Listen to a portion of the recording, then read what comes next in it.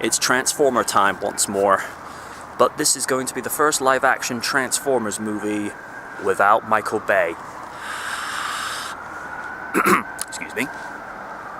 But considering this is written by just one single writer in Christina Hodson, and with a directorial debut from Travis Knight, wonder if he's related to me. Nah, I'm only kidding. But it'll be interesting to see what they can do with a reboot for Transformers, because this was in dire need of happening, because Bay just had to go as a director. He just did the franchise no favors whatsoever. I mean, just look at The Last Night.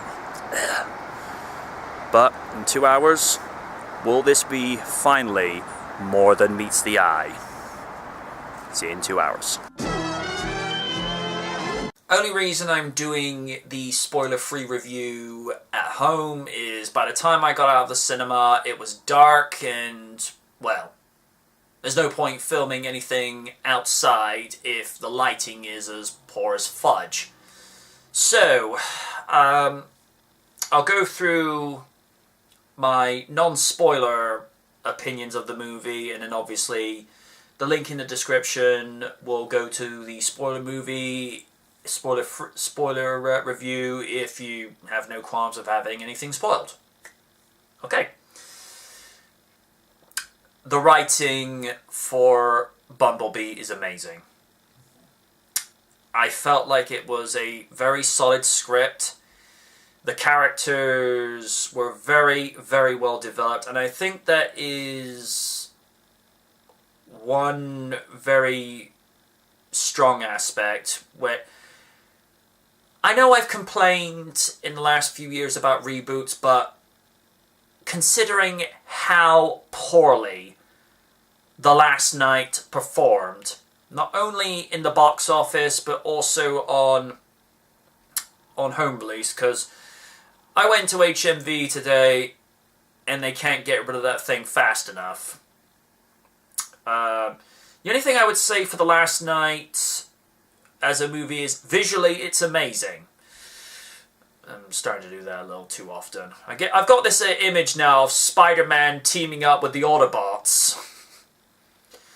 Like, Bumblebee does whatever an Autobot will do. Yeah, I'm going to stop that. That's terrible. Although I have this image now of Bumblebee web swinging through New York. That would that'll terrify the neighbors. Again, writing is strong.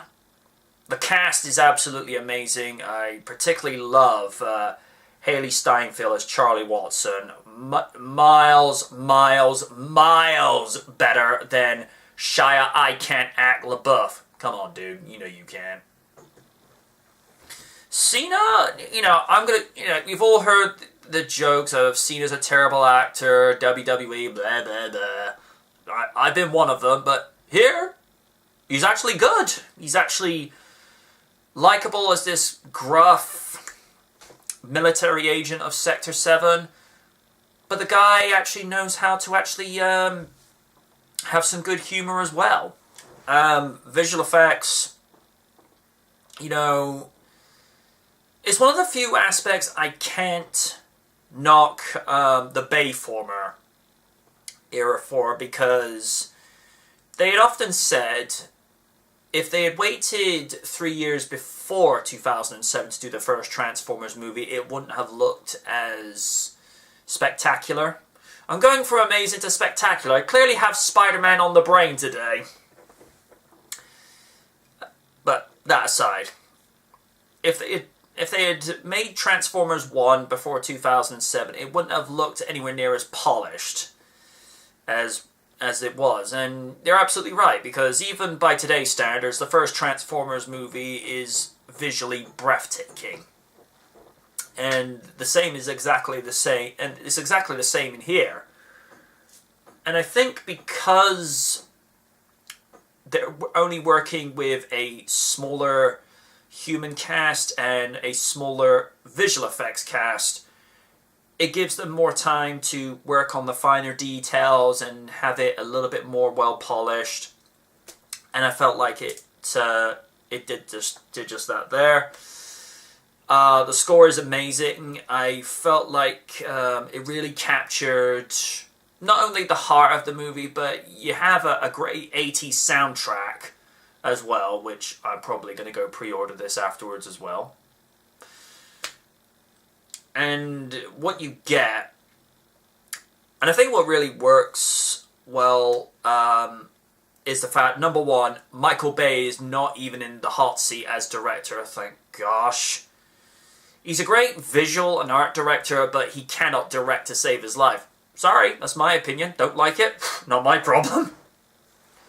But Travis Knight, for your directorial debut, you, sir, win with honors. I felt that was absolutely spotless performance, and as the same can be said with the writer Christina Hodson. I almost said Hodgson. That would have not been too good, but when you have less people involved in the writing process, I think this should be a template going forward.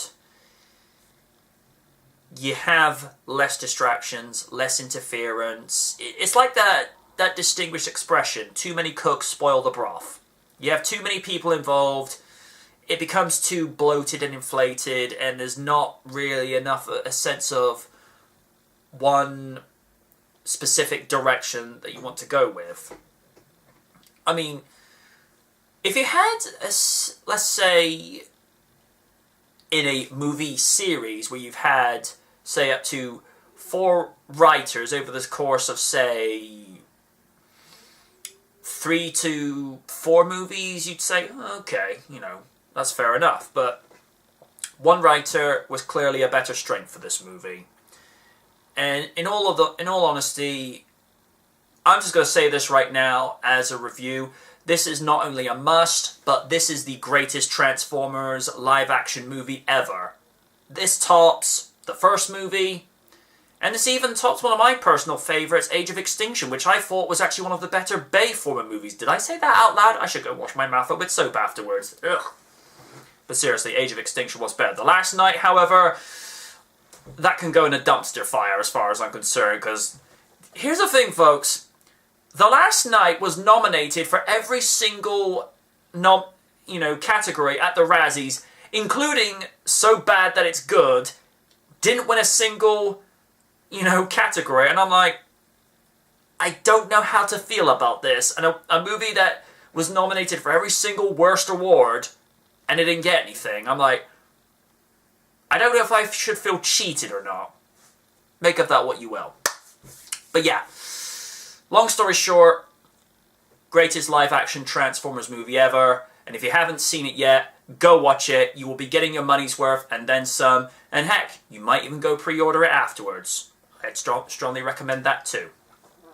Good night from the night.